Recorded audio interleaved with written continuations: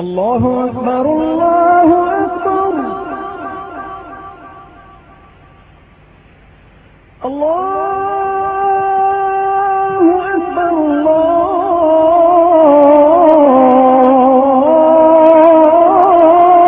അക്ബർ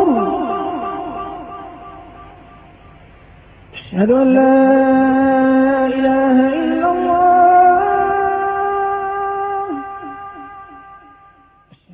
ഉണ്ടായിരുന്നു. ഇന്ന് ഒരു 5-6 വർഷമായിട്ട് അതില്ല. ഇപ്പം അവർ വെറും ഏകാന്തമായ ധ്യാനത്തിലാണ്. ഹായ് ഫ്രണ്ട്സ്, എൻ്റെ ഏറ്റവും പുതിയ വീഡിയോക്ക് എല്ലാ കൂട്ടുകാർക്കും സ്വാഗതം. ഞാനിപ്പോൾ നിങ്ങൾക്ക് പരിചയപ്പെടുത്താൻ പോകുന്നത് ഈ അമ്പംകുന്ന് നേർച്ചയെ കുറിച്ചുള്ള ഒരു വീഡിയോ ആണ്. സത്യം പറഞ്ഞാൽ ഞാൻ ഈ വഴി പോകുമ്പോൾ ആയിരം എന്ന് പറഞ്ഞ പോലെ ഒരുപാട് ജനങ്ങൾ ഇങ്ങനെ പോയിക്കൊണ്ടിരിക്കുന്നുണ്ട്. അതേപോലെ തന്നെ ഈ നേർച്ചപ്പെട്ടികളും പോയിക്കൊണ്ടിരിക്കുന്നുണ്ട്. എന്താണ് സംഭവം എന്ന് ഞാൻ നോക്കാൻ വേണ്ടിയിട്ട് ഞാൻ പോയി നോക്കിക്കുമ്പോൾ ഈ കാണുന്ന അമ്പംകുന്ന് കോയാക്ക ഫണ്ട് എന്നുള്ള ഒരു സ്ഥലത്താണുള്ളത്. ഈ അമ്പംകുന്ന് കോയാക്ക ഈ പറയുന്ന സ്ഥലത്ത് ഒരുപാട് ജനങ്ങൾ വന്നിട്ട് അന്നദാനം 3 നേരം അന്നദാനം കൊടുക്കുന്നുണ്ട്. സാധാരണ ചില പള്ളികളിലൊക്കെ അത് 3 ദിവസം കേട്ടോ, പ്രത്യേകത 3 ദിവസം 3 നേരം ശാപ്പാട്. സാധാരണ ചില പള്ളികളിൽ ഞാൻ കണ്ടിട്ടുള്ളത് അവസാന ദിവസത്തിൽ 1 നേരമൊക്കെ ഫുഡ് കൊടുക്കുള്ളൂ. ഇവിടെ 3 നേരം അതും ആയിരക്കണക്കിന് ജനങ്ങൾക്ക് ഭക്ഷണം കൊടുക്കുന്നുണ്ട്. അപ്പോൾ ഇതിനെ കുറിച്ചിട്ട് ഞാൻ ഇവിടെ നിന്ന് എല്ലാവർക്കും ഒന്ന് അറിയിപ്പിക്കാൻ വേണ്ടിയിട്ട് ഒരു വീഡിയോ ചെയ്യാമെന്ന് വിചാരിച്ചു. ഇവിടുത്തെ നേർച്ച കുറിച്ചും പിന്നെ ഇവിടെ സത്യം പറഞ്ഞു കഴിഞ്ഞാൽ ജനങ്ങൾ വന്ന് പ്രാർത്ഥിച്ചിട്ട് കാണിക്ക കൊടുത്തു കഴിഞ്ഞാൽ എല്ലാവർക്കും എന്താ പറയുക അവരുടെ കാര്യങ്ങൾ നടന്നു പോകുന്നു. അപ്പോൾ അത് എല്ലാവർക്കും ജനങ്ങൾക്ക് മൊത്തത്തിൽ അത് ജാതി മത ഭേദമന്യേ എല്ലാവർക്കും വിശ്വാസമാണ്. അപ്പോൾ നമുക്ക് ഇതിനെ കൂടുതലായിട്ട് നമുക്ക് സംസാരിക്കാം. നമ്മളുടെ ഇവിടെ ഉസ്താദുമായിട്ടൊന്ന് സംസാരിക്കാം. അപ്പോൾ നമുക്ക് നേരെ വീഡിയോയ്ക്ക് പോവാം.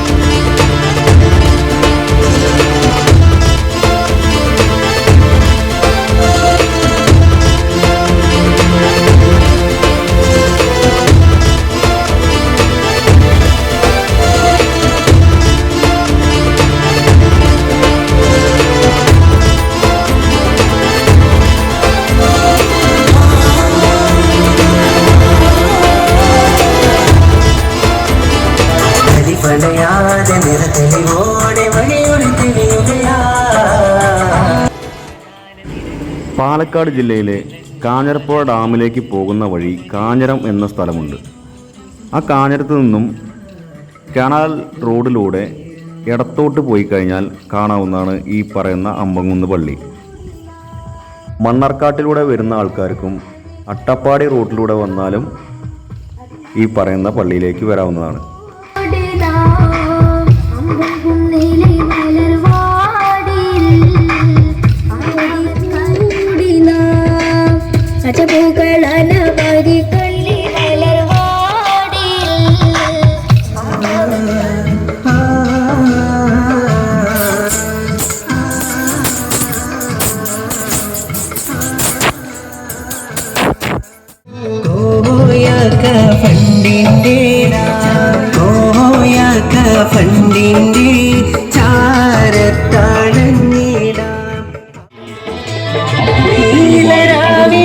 അമ്പിളി പോലെ ഉദിച്ചു നിൽക്കും അഴകാണ് കോയാക്ക പണ്ടിനകത്ത് രാഗത്താലൊരു നീക്കണം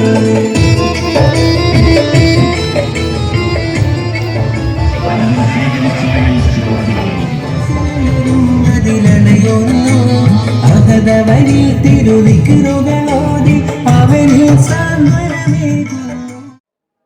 നമസ്കാരം. എന്താ പേര്? മുഹമ്മദ് ഷഫീഖ്. മുഹമ്മദ് ഷഫീഖ്. പിന്നെ ഞാൻ ഈ വഴി പോയപ്പോഴേ ആയിരങ്ങൾ എന്ന് പറഞ്ഞ പോലെ ഒരുപാട് ജനങ്ങൾ ഇങ്ങനെ പോയിക്കൊണ്ടിരിക്കുന്നു. അപ്പം ഞാൻ സത്യം പറഞ്ഞു കഴിഞ്ഞാൽ ഇവിടെ ഒന്ന് വന്ന് നോക്കി. കാരണം ഈ കോയക്ക ഫണ്ട് ഉള്ള കാര്യങ്ങളൊക്കെ കണ്ടു. അപ്പോൾ എന്താണ് ഈ കോയക്ക ഫണ്ട്? പിന്നെ അതുപോലെ തന്നെ ആരാണ് ഈ കോയക്ക? നിങ്ങൾ ആദ്യമായിട്ട് വരികയാണോ?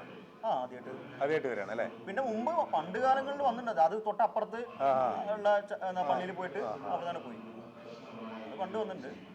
അപ്പോൾ ആരാണ് അമ്പംകുന്ന് കോയക്ക? എന്താണ് അമ്പംകുന്ന് കോയക്ക ഫണ്ട്? അമ്പംകുന്ന് കോയക്ക എന്ന് പറഞ്ഞാൽ കോഴിക്കോട് ഷെയ്ഖ് പള്ളി എന്ന് പറയുന്ന കല്ലായി എന്ന് പറയുന്ന ഒരു പ്രദേശമുണ്ട്.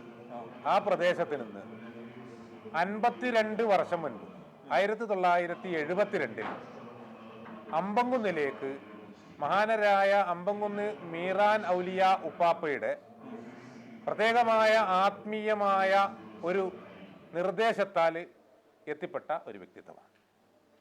ഉപ്പാപ്പ ജീവിച്ചിരിക്കുന്ന കാലത്ത്, അതായത് 72ന്റെ മുൻപ് ഒരു വർഷത്തിൻ്റെ 71ന്റെയും 72ന്റെയും ഇടയിൽ നടന്ന ഒരു സംഭവമാണ്. കോഴിക്കോട് ഷെയ്ഖ് പള്ളിയുടെ അടുത്തുള്ള അവരുടെ വീട്ടിൽ രാത്രി ഒരു അർദ്ധരാത്രി കഴിഞ്ഞ സമയത്ത്, ഒരു 12 മണിയൊക്കെ ആയ സമയത്ത് ഒരു അശരീരി കേൾക്കുകയാണ്, കുട്ടി നാളെ അമ്പംകുന്നിലേക്ക് വരണം. അശരീരികൾ ആളുകളെയൊന്നും കാണുന്നില്ല, ഒരു പുരുഷ ശബ്ദമാണ്. വീട്ടിൽ ഉമ്മയുണ്ട്, പ്രായമുള്ള ഉപ്പയുണ്ട്. കുട്ടിക്ക് ഏതാണ്ട് ഒരു 10ന്റെയും 14ന്റെയും ഇടക്ക് വയസ്സുള്ള പ്രായമുണ്ട്. അപ്പൊ കുട്ടി അശരീരി കേട്ടത് വേറെ ആരും കേട്ടിട്ടില്ല, കുട്ടിയാണ് കേൾക്കുന്നത്. കുട്ടി ഉമ്മയോട് പറഞ്ഞു, ഞാനിങ്ങനെ കുട്ടി നാളെ അമ്പംകുന്നിലേക്ക് വരണം എന്നൊരു ശബ്ദം കേട്ടു. കുട്ടിക്ക് അമ്പംകുന്ന് എന്താണെന്ന് അറിയില്ല, അമ്പംകുന്നിൽ ആരാണ് ഉള്ളതെന്നും അറിയില്ല. അപ്പൊ പിന്നെ അങ്ങനെ ഒരു ശബ്ദം കേൾക്കുന്നത് ഒരത്ഭുതമായിട്ട് വേണം തോന്നും. കുട്ടിക്ക് അമ്പംകുന്നിനെ പറ്റി അറിയില്ല, അവിടെ ഒരു വ്യക്തിയുള്ളതിനെ പറ്റിയും അറിയില്ല. 10-14 വയസ്സിൻ്റെ ഇടയിലുള്ള.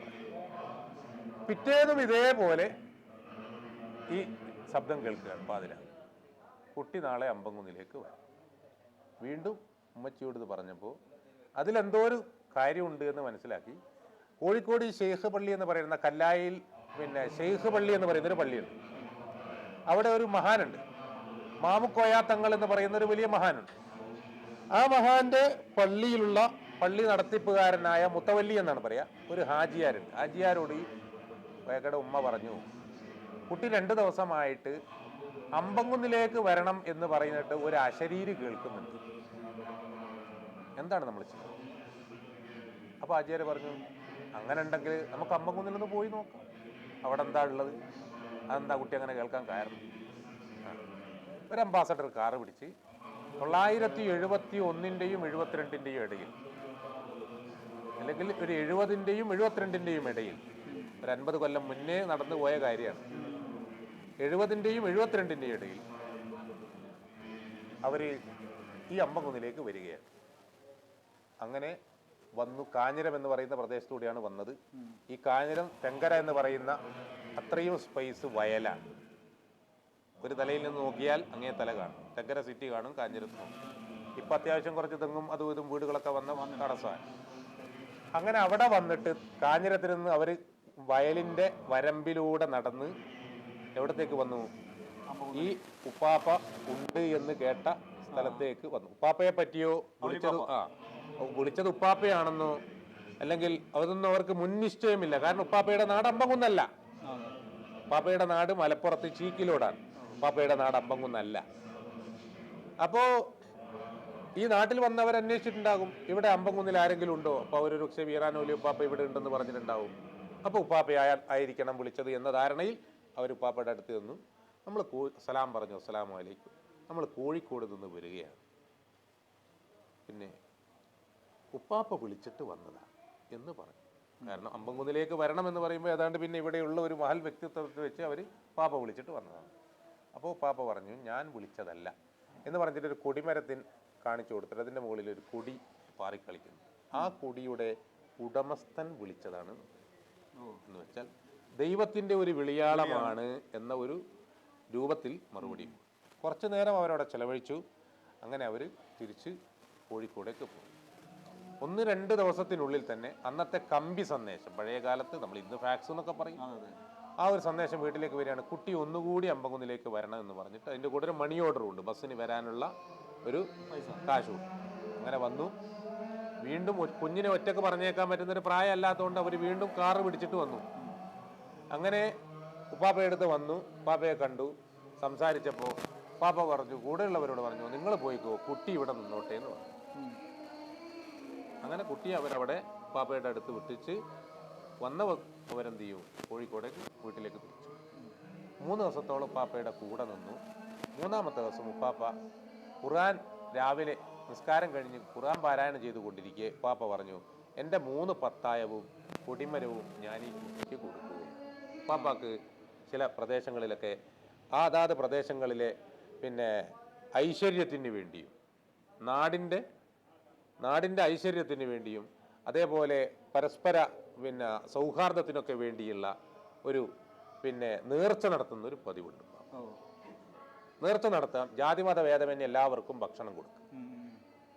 ഇത് ആ നാട്ടിലുള്ള ആളുകളുടെ ഐശ്വര്യത്തിനും അവിടുത്തെ സൗഹാർദ്ദത്തിനും വേണ്ടിയിട്ടുള്ള പത്തായത്തിങ്കൽ എന്ന് പറയുന്ന സ്ഥലമുണ്ട്. അങ്ങനെ 2-3 സ്ഥലങ്ങളിൽ ഉപ്പാപ്പ ഈ നേർച്ച നടത്തി വരാൻ. അപ്പം അതേപോലെ ഉപ്പാപ്പ പിന്നെ സ്ഥാപിച്ചിരിക്കുന്ന പത്തായത്തിൻ്റെ ലക്ഷ്യം വെച്ചിട്ടായിരിക്കണം 3 പത്തായവും എൻ്റെ കൊടിമരവും ഞാൻ ഈ കുട്ടിക്ക് കൊടുക്കുന്നു എന്ന് പറഞ്ഞു. അത് 3 പ്രാവശ്യം ഇതേപോലെ ഖുർആൻ ഓതിക്കൊണ്ടിരിക്കെ ഖുർആൻ നിർത്തി വെച്ചിട്ട് പറഞ്ഞു, എൻ്റെ 3 പത്തായവും കൊടിമരവും ഞാൻ ഈ കുട്ടിക്ക് കൊടുത്തു. അങ്ങനെ പറഞ്ഞു. പിന്നെ ഈ വിഷയങ്ങളൊക്കെ സംസാരിച്ചിട്ട് പിന്നെ കോയൊക്കെ എന്ത് ചെയ്തു, അവിടെ ചില അസ്വാരസ്യങ്ങളൊക്കെ ഉണ്ടായി. അവിടെ കൂടെ ഉണ്ടായിരുന്ന ചില ആളുകൾ കോഴിക്കോട് നിന്ന് വന്ന കുട്ടിക്ക് ഈ പത്തായം കൊടുക്കുന്നതിനെ പറ്റിയൊക്കെ ചില ഒരു സംസാരങ്ങളുണ്ടായിരുന്നു.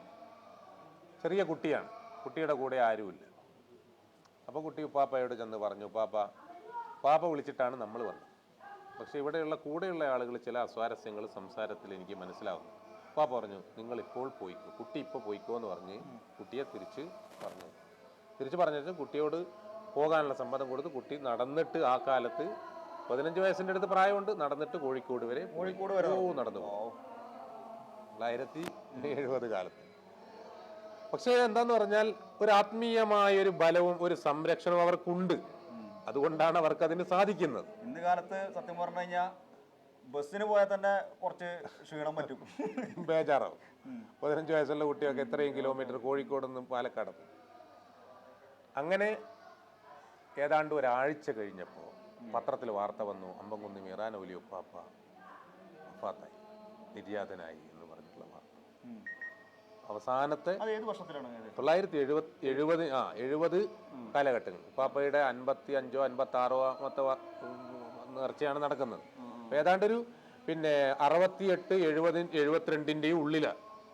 പിന്നെ അന്ന് കാലങ്ങളിൽ ഞാൻ പറഞ്ഞത് കേട്ടാണ്, എൻ്റെ സുഹൃത്ത് പറഞ്ഞാണ്, അന്ന് കാലത്ത് നെല്ല്, വാഴക്കുല, ആടുമാട് എന്നീ സാധനങ്ങളൊക്കെ പല നാട്ടിൽ നിന്നും കൊണ്ടുവന്നു. അന്നും ഇതേപോലെ ചെറിയ രീതിയിലൊക്കെ നടന്നു പോയിരുന്നു. അന്നും ഉണ്ടായിരുന്നു. ഉപ്പാപ്പയുടെ ജീവിതകാലത്ത് തന്നെ ഉപ്പാപ്പ തുടങ്ങിയതാണ് നേർച്ചകൾ. പാപ്പ ജീവിക്കുന്ന കാലത്ത് 3 വർഷം ഈ നേർച്ചകൾ നടത്തിയിരുന്നു. ആളുകൾ അവരുടെ കയ്യിലുള്ളത് എന്താണോ, ചിലർ നെല്ല് കൊണ്ടുപോകും, വാഴ വെക്കുന്നവർ വാഴ കൊണ്ടുപോകും, അതേപോലെ തന്നെ ചിലർ കോഴിയെ കൊണ്ടുപോകും, ചിലർ ആളുകൾ ആട്ടിനെ കൊണ്ടുപോകും, ചില ആളുകൾ പലഹാരങ്ങൾ കൊണ്ടുവരും, ചില ആളുകൾ അരി കൊടുക്കും. ഉപ്പാപ്പയുടെ കയ്യിലുള്ള ഇത് കൊടുത്തിട്ട് ഒരു പിന്നെ മൃഗത്തെ എന്തെങ്കിലും വാങ്ങിച്ചറക്കും. അങ്ങനെ അതുകൊണ്ട് ഭക്ഷണം ഉണ്ടാക്കി എല്ലാവർക്കും കൊടുക്കും. അപ്പം അങ്ങനെ ഉപ്പാപ്പ 3 വർഷം ജീവിക്കുന്ന കാലത്ത് നടത്തിയിരുന്ന നേർച്ചയാണ്. നാടിൻ്റെ ഐശ്വര്യത്തിനും സമാധാനത്തിനും സൗഹാർദ്ദത്തിനും വേണ്ടിയിട്ട് നടന്നതാണ്. അങ്ങനെ പിന്നെ ഒരാഴ്ച കഴിഞ്ഞപ്പോൾ അവർ മരണപ്പെട്ടു. പിന്നെ ഏതാണ്ട് ഒരു 1-2 വർഷങ്ങൾക്ക് ശേഷം ഒരു ദിവസം കോയക്കയുടെ ഉമ്മ ഉപ്പാപ്പയുടെ ദർഗയിൽ ചെന്നിട്ട് 100 ഖത്തം ഖുർആന് 100 പ്രാവശ്യം പാരായണം ചെയ്യണം, ഖുർആൻ 100 പ്രാവശ്യം പാരായണം ചെയ്ത് തീർക്കണം എന്ന് പറഞ്ഞിട്ട് അവിടെ നിന്ന് പറഞ്ഞയച്ചതാണ് കോഴിക്കോട് നിന്ന്. അങ്ങനെ ഉപ്പാപ്പയുടെ മക്കാമിൽ അന്ന് വന്നിട്ട് ഖുർആൻ പാരായണം ഒരുപാട് ചേർന്ന് അങ്ങനെ ഏതാണ്ട് ഒരു 9 മാസത്തോളം ഉപ്പാപ്പയുടെ മക്കാമിൽ വന്ന് താമസിച്ചിട്ടുണ്ട്. അന്ന് ആ മക്കാമിലെ പിന്നെ മെമ്പർമാരിൽപ്പെട്ട ഒരു വ്യക്തി, ഒരു പ്രധാനപ്പെട്ട ഒരാൾ അമ്പകുന്ന് കോയക്ക എന്ന് പറയുന്ന ആ കുട്ടിയോട് സംസാരത്തിൽ എന്തോ ഒരു മോശമായ കാര്യം പറഞ്ഞു. സംസാരത്തിൽ ഒരു മാന്യതക്ക് നിരക്കാത്ത ഒരു വാക്ക് പറഞ്ഞപ്പോൾ നമുക്ക് ഈ വാക്ക് കേട്ടിട്ട് ഇവര് ഇതിൻ്റെ കൈകാര്യം ചെയ്യുന്ന സമയത്ത് ഇവരുടെ കൂടെ നിൽക്കാൻ കഴിയില്ല എന്ന് പറഞ്ഞിട്ട് അവിടെ നിന്ന് ഇറങ്ങി വന്നു. അങ്ങനെ ഉപ്പാപ്പ ഇവരുടെ സ്വപ്നത്തിൽ കടന്നു വരികയാണ്. ഉപ്പാപ്പ വഫാത്ത് മരണപ്പെട്ടു എന്ന് പറഞ്ഞല്ലോ. ഉപ്പാപ്പ സ്വപ്നത്തിൽ കടന്നു വരികയാണ്. ഈ പ്രദേശത്തുള്ള ഒരു ആളെ സ്വപ്നത്തിൽ കാണിച്ചു കൊടുത്തിട്ടു. കുട്ടി ആ ആളെ ചെന്ന് കാണണം എന്ന് പറയുക. അദ്ദേഹം ഇപ്പോഴും ജീവിച്ചിരിക്കുന്നുണ്ട്. അദ്ദേഹത്തിൻ്റെ ഇൻ്റർവ്യൂ ഞാൻ കഴിഞ്ഞ ദിവസം നടത്തിയിട്ടുണ്ട്. അത് നമ്മളെ യൂട്യൂബിലുണ്ട്. മരക്കടവൻ മമ്മൂട്ടി എന്ന് പറഞ്ഞിട്ട്, മമ്മൂട്ടിക്ക ഇപ്പോഴും ജീവിച്ചിരിപ്പുണ്ട്. 74-75 വയസ്സുണ്ട്. ഏതാണ്ട് കോയക്കാക്ക് 70-ൻ്റെയും 74-ൻ്റെയും ഇടയിൽ പ്രായമുണ്ട്. രണ്ടാൾ ഏതാണ്ട് 1-2 വയസ്സിൻ്റെ വ്യത്യാസമേ ഉള്ളൂ. അപ്പോൾ ഈ പിന്നെ വ്യക്തിയെ സ്വപ്നത്തിൽ കാണിച്ചു കൊടുത്തിട്ടുണ്ട്. ഈ വ്യക്തിയെ ചെന്ന് കാണാൻ ആര് പറയുന്നു? ഇരാനൽ ഉപ്പാപ്പ സ്വപ്നത്തിൽ വന്നിട്ട് പറയുകയാണ് ഈ കുട്ടിയോട്. അങ്ങനെ ആ സംഭവം ഈ മമ്മൂട്ടിക്കയോട് അമ്പകുന്ന് കോയക്ക എന്ന് പറയുന്ന നേരത്തെ നമ്മൾ പറഞ്ഞ കുട്ടി പറയുകയാണ്, ഇങ്ങനെ എന്നോട് സ്വപ്നത്തിൽ പറഞ്ഞിട്ടുണ്ട്. നിങ്ങൾക്ക് ഞാൻ പറഞ്ഞത് വിശ്വാസമാകുന്നില്ലെങ്കിൽ നിങ്ങളോടും ഉപ്പാപ്പ വന്നിട്ട് പറഞ്ഞ് നിങ്ങൾക്ക് ബോധ്യപ്പെട്ടാൽ നിങ്ങൾ എന്ത് ചെയ്താൽ മതി? ഞാൻ പറയുന്നത് അംഗീകരിച്ചാൽ മതി, കേട്ടാൽ മതി. അങ്ങനെ അദ്ദേഹത്തിൻ്റെ അടുക്കലും ഉപ്പാപ്പ സ്വപ്നത്തിൽ വന്ന് പറയുകയാണ്, അവിടെ ഒരു കുട്ടി വന്നിട്ടുണ്ട്, ആ കുട്ടിക്ക് വേണ്ട എല്ലാ കാര്യങ്ങളും ചെയ്തു കൊടുക്കും. അദ്ദേഹം ഇന്നലെ പറഞ്ഞിട്ടുണ്ട്, ഞാൻ കണ്ട സ്വപ്നമാണ്, ഉപ്പാപ്പ എൻ്റെ അടുത്ത് വന്നു, അങ്ങനെ കാര്യങ്ങൾ പറഞ്ഞു. അങ്ങനെ അദ്ദേഹം ഈ കുട്ടിയെ കൂട്ടിക്കൊണ്ടുവന്നിട്ട് കാണിച്ചു കൊടുത്ത സ്ഥലമാണ് ഇപ്പോൾ നമ്മുടെ മജ്ലിസും അന്നദാനവും ഒക്കെ നടക്കുന്ന ആ ഒരു സ്ഥലം. അദ്ദേഹമാണ് ആ സ്ഥലം കാണിച്ചു കൊടുത്തത്. ഇത് നിങ്ങൾക്ക് തരാൻ ഉപ്പാപ്പ എന്നോട് നിർദ്ദേശിച്ചതാണ്. അങ്ങനെ അന്ന് തുടങ്ങിയതാണ് ഈ സ്ഥാപനം. ഈ തുടങ്ങിയതിൻ്റെ കാര്യം എന്ന് പറഞ്ഞാൽ 2 കാര്യങ്ങളാണ്. ഒന്ന്, പട്ടിണിയുടെ ഒരു കാലമാണ് ആ കാലം. പാവപ്പെട്ട ആളുകൾക്ക് പിന്നെ താമസിക്കാൻ വീടില്ലാത്ത ആളുകളുണ്ട്. അതുപോലെ മാരകമായ രോഗങ്ങളെ കൊണ്ട് പ്രയാസപ്പെടുന്നു, ചികിത്സിക്കാൻ വകയില്ലാത്ത ആൾക്കാർ, മാനസിക രോഗികളായ ആളുകൾ, പൈശാചികമായ ദുർമന്ത്രവാദങ്ങൾ കൊണ്ടോ മറ്റോ പൈശാചിക ബാധകൾ കൊണ്ട് ഭയങ്കരമായ പ്രശ്നങ്ങൾ വീടുകളിൽ ഉണ്ടാക്കുന്ന ആളുകൾ, സ്ത്രീകളായിട്ടും പുരുഷന്മാർ. പിന്നെ ഇങ്ങനെയുള്ള കുറച്ച് കാര്യങ്ങൾക്ക് വേണ്ടിയാണ് ഈ സംരംഭം അന്ന് തുടങ്ങിയത്.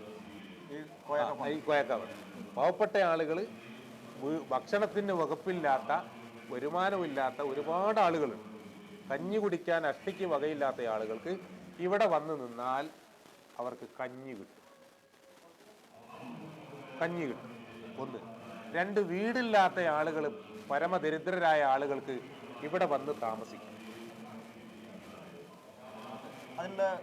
സംരംഭങ്ങൾ ഉണ്ടായിരുന്നു അന്ന്. ഇന്ന് നിയമപരമായിട്ടുള്ള പ്രശ്നങ്ങളൊക്കെ വന്നപ്പോൾ ആ സംവിധാനം ഒഴിവാക്കി. ഏതാണ്ട് 2010-ലാണ് 9-10 കാലത്താണ് ഞാനിവിടെ വരുന്നത്. അസുഖങ്ങൾക്ക് ഫണ്ട് കൊടുക്കുകയല്ല, ആത്മീയമായ പ്രാർത്ഥന മജ്ലിസ്. ഈ മജ്ലിസിലൂടെ പല പൈശാചിക രോഗമുള്ള ആളുകൾക്കും ബാധ ഒഴിഞ്ഞു പോകും. അവരുടെ ബാധകൾ ഈ ആത്മീയ ശക്തി കൊണ്ട്, അമ്പകുന്ന് മീറാൻ ഔലിയ ഉപ്പാപ്പയുടെ ആത്മീയമായ അനന്തരം അവർക്ക് കിട്ടി. അതുകൊണ്ടാണല്ലോ ഇവിടെ അത്രയും ഫേമസ് ആയതുകൊണ്ടാണ് ഒരുപാട് ജനലക്ഷങ്ങൾ ഇവിടെ വരുന്നത്. പിന്നെ സംശയമില്ല, അല്ലെങ്കിൽ വെറുതെ ആൾക്കാർ വരും, എന്തെങ്കിലും ഒരു ഫലമില്ലാതെ ആൾക്കാർ വരില്ല. അത് മാത്രമല്ല, എന്താ ഇപ്പൊ മുസ്ലിംസ് മാത്രമല്ല, ഹിന്ദു, ക്രിസ്ത്യൻ എല്ലാവരും വരും. എല്ലാ ജനങ്ങളും ഇവിടെ വരും. അതുപോലെ തന്നെ പ്രാർത്ഥന, അതുപോലെ കാണിക്കും എല്ലാവരും ഇവിടെ കൊടുക്കും. അപ്പോൾ ആർക്ക് വേണമെങ്കിലും ഏത് സമയം വന്നിട്ട് ഇവിടെ 3 ദിവസം നടക്കുന്നുണ്ട്. ആ 3 ദിവസം ഇവിടെ 3 നേരം ഭക്ഷണമാണ്. അപ്പൊ ആ സമയത്ത് ആർക്ക് വേണമെങ്കിലും വന്നിട്ട് ഭക്ഷണം, ആരും തടസ്സം പറയില്ല, ഒന്നും പറയില്ല എന്നല്ല. എപ്പോഴും 365 ദിവസവും ഒരു ഹൈന്ദവ സഹോദരനോ സഹോദരിക്കോ പൈശാചിക ബാധയോ ശാരീരികവും മാനസികവുമായിട്ടുള്ള പ്രയാസങ്ങളോ ഹോസ്പിറ്റലിൽ നിന്ന് ഒഴിവാക്കിയ കേസുകളൊക്കെ ഉണ്ടെങ്കിൽ ഇവിടുത്തെ ആത്മീയമായ പ്രാർത്ഥനാ മജ്ലിസിന്റെ ചാരത്ത് വന്നിട്ട് അവർക്ക് പരിഹാരം തേടാൻ വേണ്ടി നിൽക്കാവുന്നതാണ്. ഒന്നോ രണ്ടോ ദിവസം അവർക്കിവിടെ നിന്ന് അവർക്ക് രോഗശാന്തിക്ക് വേണ്ടിയുള്ള പരിഹാര മാർഗങ്ങൾ അമ്പകുന്ന് പോയൊക്കെ പറഞ്ഞു കൊടുക്കും. രോഗശാന്തിക്ക് പല പരിഹാര മാർഗങ്ങളിൽപ്പെട്ട ഒരു പരിഹാര മാർഗമാണ് അന്നദാനം കൊടുക്കുക. അല്ലെ, അന്നദാനം മഹാദാനമാണ്. അല്ലെ, അതായത് നമ്മുടെ കഴിഞ്ഞ തലമുറയിലെ ആളുകൾ ചെയ്ത ദുർമന്ത്രവാദങ്ങളും അതുപോലുള്ളതൊക്കെ ബാധിച്ചിട്ട് അടുത്ത തലമുറ പോലും ശാരീരികവും മാനസികവുമായിട്ടുള്ള പ്രയാസങ്ങൾ അനുഭവിക്കുന്നവരുണ്ട്. ബാധകൾ, ഭ്രാന്ത് പോലും ആയി പോകുന്ന ആൾക്കാർ. അവരൊരു പക്ഷേ സാമ്പത്തികമായ കാര്യത്തിനോ അല്ലെങ്കിൽ കുടുംബപരമായിട്ടുള്ള വിദ്വേഷം കൊണ്ടോ അവർ ഈ ദുർമന്ത്രവാദമോ മാട്ടുമാരണങ്ങളോ ചെയ്ത് അതൊരു പക്ഷേ മക്കൾക്കായിരിക്കും. ആരെ ചെയ്തയാളുടെ മക്കൾക്ക് തിരിച്ചടിക്കാം. ഇതൊന്നും വൺ വേ അല്ല. ചെയ്ത ആളൊരു പക്ഷെ അങ്ങ് മരണപ്പെട്ടു പോയി. ഈ ബാധിക്കപ്പെട്ട ആള് ദൈവത്തോട് പ്രാർത്ഥിക്കുകയാണ്, ദൈവമേ എന്നെ എന്തിനാ ഇങ്ങനെ പരീക്ഷിക്കുന്നത്. അദ്ദേഹം കരഞ്ഞു കലങ്ങിയിട്ട് പ്രാർത്ഥിച്ചാൽ അതിന് മതമൊന്നുമില്ല. ഒരു ഹിന്ദുവിനെ ആയാലും പിന്നെ സ്വന്തം കുടുംബത്തിൽപ്പെട്ട ആള് അല്ലെങ്കിൽ ഒരു മുസ്ലിം ആണെങ്കിലും സ്വന്തം കുടുംബത്തിൽപ്പെട്ട ഒരാള് അദ്ദേഹത്തെ ദുർമന്ത്രവാദം ചെയ്താൽ കരഞ്ഞുകൊണ്ട് ദൈവത്തോട് പ്രാർത്ഥിച്ചാൽ ദൈവം അതിന് തക്കതായ പ്രതിശിക്ഷ നടപ്പിലാക്കും. ഒരു പക്ഷെ അവർക്കായിരിക്കില്ല ബാധിക്കുന്നത്, അടുത്ത തലമുറക്കായിരിക്കും. അടുത്ത തലമുറക്ക് ഇവർക്ക് ബാധിക്കേണ്ട ആ പ്രയാസങ്ങൾ വെച്ചാൽ അവർക്കായിരിക്കും ബാധിക്കും. ചില ആളുകളെ കാണും നമ്മൾ ഭയങ്കര മപ്പ് പിടിച്ച പോലെ ഉണ്ടാവും. പലതരം മാനസികമായ പ്രശ്നങ്ങൾ. ചിലർക്ക് ഭ്രാന്തായിരിക്കും, മാനസിക രോഗത്തിന് ഗുളിക കുടിച്ചുകൊണ്ടേയിരിക്കണം ചില ആളുകൾക്ക്. അങ്ങനെ പലതും. അപ്പൊ ഇങ്ങനെ പിന്നെ പൈശാചികമായ ബാധകളും ദുർമന്ത്രവാദത്തിന്റെ തിരിച്ചടികളും ദുർമന്ത്രവാദം ചെയ്ത കാരണത്താൽ ഏൽക്കുന്ന ഭവിഷ്യത്തുകളും ഇതൊന്നും ഗുളികകൾ കൊണ്ടോ മരുന്നുകൾ കൊണ്ടോ മാറ്റിയെടുക്കാൻ കഴിയില്ല. ആത്മീയ പുരുഷന്മാരുടെ അനുഗ്രഹത്താലോ അവർ ദൈവത്തോട് പറഞ്ഞിട്ടോ ഒക്കെ എന്ത് ചെയ്യാൻ പറ്റുള്ളൂ, അത് മാറ്റിയെടുക്കാൻ കഴിയും. അത് എല്ലാ മതത്തിലും വിശ്വസിക്കുന്നു. എല്ലാ മതക്കാരും അങ്ങനെയാണ് വിശ്വസിക്കുന്നത്. ഇത് മൂന്ന് കൂട്ടത്തിലും ഇത് വിശ്വസിക്കാത്ത ആൾക്കാരും ഉണ്ട്. പക്ഷെ അവർക്ക് ബോധ്യപ്പെട്ടാൽ അനുഭവപ്പെട്ടാൽ അവരും വിശ്വസിക്കും. പിന്നെ മനസ്സിലാവുള്ളൂ, അല്ലെങ്കിൽ മനസ്സിലാവില്ല. ഏതായാലും ഇവിടെ ഏത് സമയത്തും ഏത് മതക്കാരനും വരാം. എനിക്ക് 2 ദിവസം ഇപ്പൊ തന്നെ ഉണ്ട്. ഒരു സഹോദരി കുടുംബം ഇവിടെ ഉണ്ട്. ഇപ്പോ ഒരു മാനസികമായ എന്തോ അസ്വസ്ഥയോ പ്രശ്നങ്ങൾക്കോ വേണ്ടിയിട്ട് അവരിവിടെ നിൽക്കുന്നുണ്ട്. ഇവിടെ അങ്ങനെയില്ല. ഇവിടെ ഏതാളിനും ഏത് സമയത്തും അവർക്ക് അവരുടെ പ്രശ്നങ്ങൾക്ക് പരിഹാരം നേടാം, ഉണ്ടുറങ്ങാം. അതിനുള്ള സംവിധാനം. നിങ്ങളിപ്പോ അമ്പംകുന്ന് കോയാക്കനെ കണ്ടിട്ടുണ്ടോ? അമ്പംകുന്ന് കോയക്കയുടെ ഒരു പ്രത്യേകതകൾ ഒന്ന് പ്രേക്ഷകർക്ക് പറഞ്ഞു. അമ്പംകുന്ന് കോയക്കയെ ഞാൻ പല പ്രാവശ്യം കണ്ടു. നമ്മുടെ ഈ സ്ഥാപനത്തിൽ ഒരു 10 വർഷമെങ്കിലും പഴക്കമുള്ള ആളുകൾ, ഒരു പക്ഷേ പല ആളുകളും കണ്ടിട്ടുണ്ടാവാനും സാധ്യതയുണ്ട്. ഇവിടെ വന്ന് 3 മജ്ലിസ് 3 വ്യാഴാഴ്ചകളിൽ നടക്കുന്ന പ്രാർത്ഥനാ സദസ്സുകളിൽ പങ്കെടുത്ത ഒരു 8 or 10 വർഷം മുൻപുള്ള ആളുകൾ ആണെങ്കിൽ അവർക്ക് പിന്നെ അവരുടെ പ്രശ്നങ്ങൾ ഒരുപക്ഷെ രൂക്ഷമായ പ്രശ്നങ്ങളാണെങ്കിൽ ഒന്ന് നമുക്കൊന്ന് കോയക്കയെ കാണണമെന്ന് പറഞ്ഞാൽ അവർ അനുമതി കൊടുത്താൽ അവരെ കാണാൻ പറ്റുന്ന ഒരു സാഹചര്യം ഉണ്ടായിരുന്നു. ഇന്ന് ഒരു 5-6 വർഷമായിട്ട് അതില്ല. ഇപ്പം അവർ വെറും ഏകാന്തമായ ധ്യാനത്തിലാണ്, ആർക്കും കാണാൻ പറ്റാത്ത രൂപത്തിലുള്ള ധ്യാനത്തിലാണ്. ആള് ജീവിച്ചിരിക്കുന്നുണ്ട്, ഫോണിലൂടെ സംസാരിക്കുന്നുണ്ട്, ഇപ്പോഴും എല്ലാ ആളുകളുടെയും പ്രശ്നങ്ങളിൽ പരിഹാരങ്ങൾ പറഞ്ഞു കൊടുക്കുന്നുണ്ട്. ഏതാണ്ട് 72-ന്റെയും 75-ന്റെയും ഇടയിൽ പ്രായമുണ്ട്. ഞാൻ ഒരു 5-10 തവണയായിട്ട് കണ്ടിട്ടുണ്ട്. അവരുടെ പ്രത്യേകത എന്ന് പറഞ്ഞാൽ സിമ്പിൾ ആൻഡ് സില്ലി. ഇത്രയും ഒരു മാസം ശരാശരി ഒരു 1 ലക്ഷം മുതൽ 3 ലക്ഷം വരെ മീൽസുകൾ ഇവിടെ വെച്ചിട്ട് കൊടുക്കപ്പെടും. എല്ലാ ദിവസവും ഭക്ഷണം. രാവിലത്തെ ബ്രേക്ക്ഫാസ്റ്റ് ഉണ്ട്, ഉച്ചക്ക് ലഞ്ച് ഉണ്ട്, നൈറ്റിൽ ഡിന്നർ ഉണ്ട്, ഇതിനിടയിൽ 24 hours ബ്ലാക്ക് ടീ ഉണ്ട്. മനഃശാന്തി തേടി വരുന്നവർക്ക് പിന്നെ അവർക്ക് ശാന്തമായിട്ട് കിടക്കാനുള്ള സംവിധാനമുണ്ട്. അതിൽ ജാതിയുടെയും മതത്തിൻ്റെയും അതിർവരമ്പുകൾ ഇല്ലാത്ത സൗകര്യങ്ങൾ ഇവിടെ ഉണ്ട്. പക്ഷേ അവരുടെ ജീവിതം സിമ്പിൾ ആൻഡ് സില്ലിയാണ്. ഒരു സാധാരണ പ്ലാസ്റ്റിക്കിന്റെ പായയും ഒരു സാധാ ഷർട്ടും ഒരു സാധാരണ തുണിയും ഒരു ടവലും എടുത്ത് അവരിങ്ങനെ ആ റൂമിൽ കിടക്കുന്നു. നൂറായിരക്കണക്കിന് ആളുകൾ നിരന്തരമായി ബന്ധപ്പെടുന്ന ഒരു വ്യക്തിത്വമാണ്. കാരണം 52 വർഷമായിട്ട് നടന്നുകൊണ്ടിരിക്കുന്ന ഒരു സ്ഥാപനമായുണ്ട്. മാരകമായ പല പ്രശ്നങ്ങളും പഴയ കാലത്ത് ഏതാണ്ട് ഒരു 30 വയസ്സ് വരെ ഈ സ്ഥാപനത്തിൽ തന്നെ ഉണ്ടായിരുന്നു. അവര് ഈ സ്ഥാപനത്തിൽ നിന്ന് പോയിട്ട് ഏതാണ്ട് ഒരു 30-40 വർഷത്തോളമായി ഇതുവരെ ഇവിടത്തേക്ക് തിരിച്ചു വന്നിട്ടില്ല. നീ നമുക്കൊന്ന് പോയേക്കാം. ഏതാണ്ടൊരു 982-83 കാലഘട്ടങ്ങളിൽ അത് കൃത്യമായിട്ട് നമുക്കറിയില്ല. ഞാൻ പറഞ്ഞില്ലേ, ഏകാന്തമായിട്ടുള്ള ഒരു ധ്യാന സ്വഭാവം ഉണ്ട്. അതായത് ആധ്യാത്മിക രംഗത്ത് എല്ലാ മതത്തിലുള്ളവർക്കും ആത്മീയ രംഗത്തെ പറ്റി അറിയുന്നവർക്കറിയാം. ആധ്യാത്മിക രംഗത്ത് ഒരു ഏകാന്തനായിട്ടുള്ള ഒരു ധ്യാനാവസ്ഥയിലേക്ക് എത്തുന്ന ഒരു സാഹചര്യം എല്ലാ മതത്തിലുള്ള ആളുകൾക്കുണ്ട്. അവരാരോടും സംസാരിക്കാതെ അവരവരുടെ ആരാധനകളിൽ മാത്രം അവർ ലക്ഷ്യം വെക്കുന്ന ലക്ഷ്യം അത്രയും അടുത്ത് നിൽക്കുമ്പോൾ കൂടുതൽ മറ്റുള്ളവരുമായിട്ട് സമയം ചെലവഴിക്കാൻ അവർ ആഗ്രഹിക്കുന്നില്ല. കാരണം അവർ ലക്ഷ്യം വെക്കുന്ന ആ ഒരു ദൈവത്തിലേക്ക് കൂടുതൽ അടുക്കാനുള്ള ഒരു സമയം. അപ്പൊ അവരുടെ പ്രത്യേകിച്ച് അവസാന കാലമാകുമ്പോൾ പരമാവധി ജനങ്ങളിൽ നിന്ന് അകന്ന് അവരവരുടെ പ്രാർത്ഥനകൾക്ക് വേണ്ടി കൂടുതൽ സമയം ചെലവഴിക്കും. 70-ന്റെയും 75-ന്റെയും ഇടയിലാണ്. 72 വയസ്സ് എന്തായാലും കഴിഞ്ഞിട്ടുണ്ട്. അപ്പോൾ പിന്നെ ദിവസവും അന്ന് മുതൽ ഏതാണ്ട് ഒരു 40 വർഷം 45 വർഷം പഴക്കമുള്ള ആളുകൾ ഇപ്പോൾ ഈ നേർച്ചയ്ക്ക് ഇവിടെ വന്നിട്ടുണ്ട്. 45 കൊല്ലം മുന്നേ. അതിന്റെ കാരണം എന്താണെന്ന് വെച്ചാൽ അവരനുഭവിച്ച എന്തോ ഒരു മാരകമായ പ്രശ്നത്തിൽ നിന്ന് അവർക്ക് മോചനം കിട്ടിയിട്ടുണ്ട്. സിമ്പിൾ ആൻഡ് സില്ലി ആണെങ്കിൽ അവർ വരില്ല. അനുഭവം കൊണ്ടല്ലേ വരുന്നത്. അതെ, ചെറിയൊരു അനുഭവമാണ്. ഒരു പനി മാറിയതാണെങ്കിൽ അവർ വരൂല. ഒരു ചെറിയൊരു പനിയാണ് മാറിയതെങ്കിൽ അവർ വരില്ല. പക്ഷെ അവർക്ക് വലിയൊരു സംഭവം അതുകൊണ്ട് കിട്ടിയിട്ടുണ്ടാകും. അപ്പൊ നടക്കാൻ പറ്റാത്ത ആളുകൾ ഇവിടെ വന്നിട്ട് മുട്ട് നീർത്താൻ പറ്റാത്ത ആളുകൾ ഇവിടെ വന്നിട്ട് അവരുടെ മുട്ടിന്റെ വേദന, കൊല്ലങ്ങളായിട്ടുള്ള മുട്ടുവേദന മാറിയ ആളുകൾ 10, 15, 20 വർഷം കഴിഞ്ഞിട്ട് വിവാഹം കഴിഞ്ഞിട്ട് കുട്ടികളാവാഞ്ഞ മെഡിസിൻസ് പലതും ഉപയോഗിച്ചിട്ട് പരാജയപ്പെട്ട ആളുകൾക്ക് ഇവിടെ വന്നിട്ട് കുഞ്ഞുങ്ങളായിട്ടുണ്ട്. അവര് വരുവോ ഇല്ലേ? വരും. അവരുടെ കുടുംബം എല്ലാം വരൂലേ? അതേപോലെ പൈശാചിക ബാധ കൊണ്ട് ഒരു നിലക്കും ജീവിക്കാൻ പ്രയാസകരമായ ദുസ്സഹമായ ഒരവസ്ഥയിൽ ഇവിടെ വന്നിട്ട് അവന്റെ ബാധ മാറിയാൽ അവൻ മരിക്കുവോളം ഇവിടെ വരൂലേ? അങ്ങനെ ഈ സ്ഥാപനത്തിന്റെ സന്തത സഹചാരികളായിട്ട് ഒരു 4,000 ആളുകളുണ്ട്.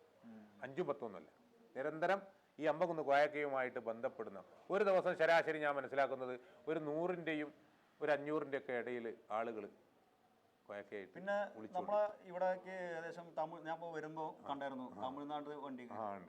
തമിഴ്നാട്ടിൽ നിന്നുള്ള വണ്ടി നിരവധി ആളുകൾ. നിരവധി ആൾക്കാർ.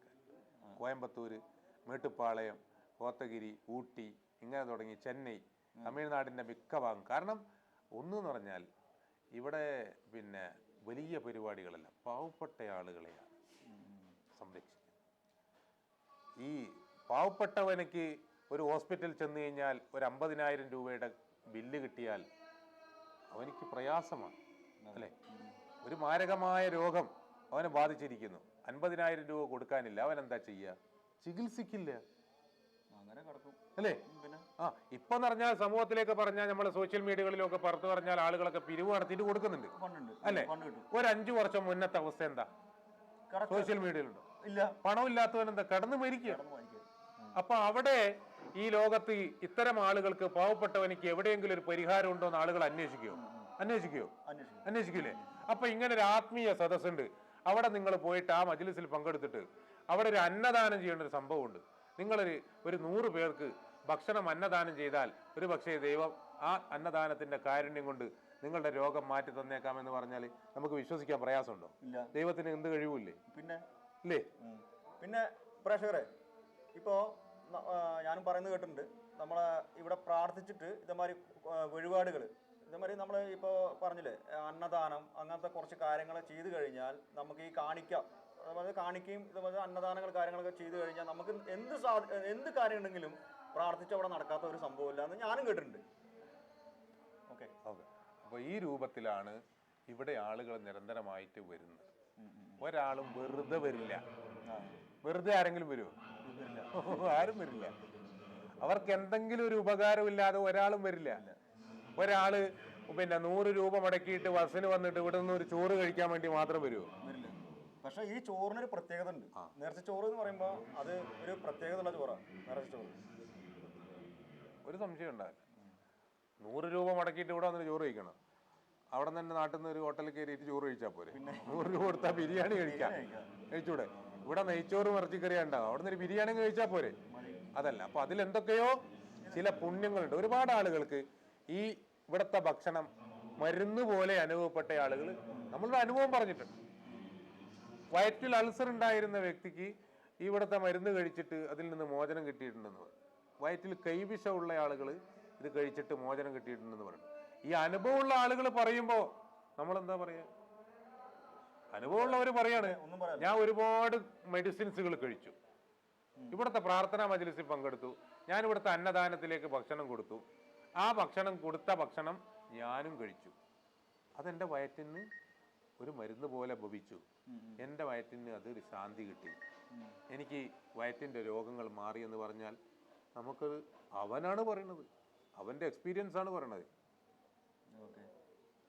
അപ്പോൾ നമ്മളതൊരു തള്ളായിട്ട് മനസ്സിലാക്കേണ്ട ആവശ്യമില്ല, അല്ലേ? അപ്പൊ ഈ സ്ഥാപനത്തിന് തള്ളേണ്ട ഒരു ആവശ്യമില്ല. കാരണം നിങ്ങൾക്ക് ഇവിടെ വന്നാൽ 100 കണക്കിന് ആളുകൾ ഇവിടെ വന്നിട്ട് നിങ്ങൾ അതിനകത്ത് ചെന്നിട്ട് ആയിരക്കണക്കിന് ആളുകളുണ്ട് അതിൻ്റെ ഉള്ളിൽ. നിങ്ങളൊരു 10 ആളെ വിളിച്ചിട്ട് നിങ്ങൾ എന്താ ഇവിടെ വന്നത്, നിങ്ങൾ ഇവിടെ വന്നിട്ട് എത്ര കൊല്ലമായി, നിങ്ങൾ വന്നതിൻ്റെ ഉദ്ദേശം എന്തായിരുന്നു, നിങ്ങളുടെ പ്രശ്നത്തിന് പരിഹാരം കിട്ടിയോന്ന് ചോദിച്ചാൽ പറഞ്ഞാൽ തീരില്ല. നിങ്ങൾക്ക് ഓടേണ്ടി വരും. നിങ്ങൾക്ക് അവരുടെ മറുപടി കേട്ടിട്ട് ഓടേണ്ടി വരും. കാരണം അവർക്ക് അത്രയും പറയാനുണ്ട്.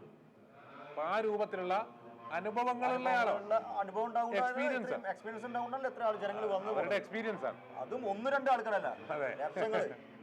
അപ്പൊ അതുകൊണ്ട് പിന്നെ 52 വർഷമായിട്ട് നടക്കുന്ന സംവിധാനമാണ്. നമുക്ക് ഇപ്പോൾ ആരെങ്കിലും പിന്നെ ഇത് പൊക്കി പറഞ്ഞിട്ട് ബോധ്യപ്പെടുത്തേണ്ട ഒരാവശ്യവും നമ്മൾക്കില്ല. ഇത് അത്ഭുതത്തിന്റെ കേന്ദ്രമാണ്. ശക്തി ദൈവത്തിൻ്റെതാണ്, ശക്തി ദൈവത്തിൻ്റെതാണ്. നടക്കുന്നത് അത്ഭുതങ്ങളാണ്. അന്നദാനം, അതേപോലെ ചിലർ അരി കൊണ്ട് കൊടുക്കുന്നു, ചിലർ പഞ്ചസാര കൊടുക്കുന്നു, ചിലർ ഇവിടുത്തെ അന്നദാനത്തിലേക്കുള്ള സംഖ്യകൾ ദാനമായിട്ട് നൽകും. ഓക്കെ. അപ്പോൾ ബാക്കി കൂടുതൽ കാര്യങ്ങളൊക്കെ നിങ്ങൾക്ക് ഇവിടെ വന്ന ആളുകളുമായിട്ട് നേരിട്ട് കണ്ട് സംസാരിച്ച് ബോധ്യപ്പെടാം. ഓക്കെ. ഇപ്പൊ താൽക്കാലികമായിട്ട് നിർത്താം. ഓക്കെ.